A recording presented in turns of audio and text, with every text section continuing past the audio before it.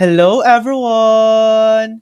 Today, I'm going to show you how to add your Santander card to Apple Pay.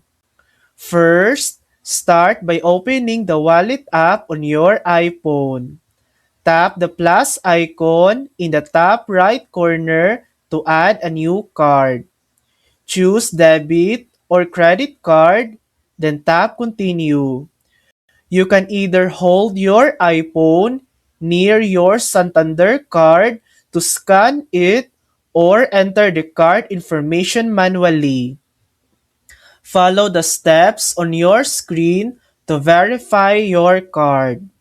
Once it's verified, your Santander card is ready to use with Apple Pay. And that's it.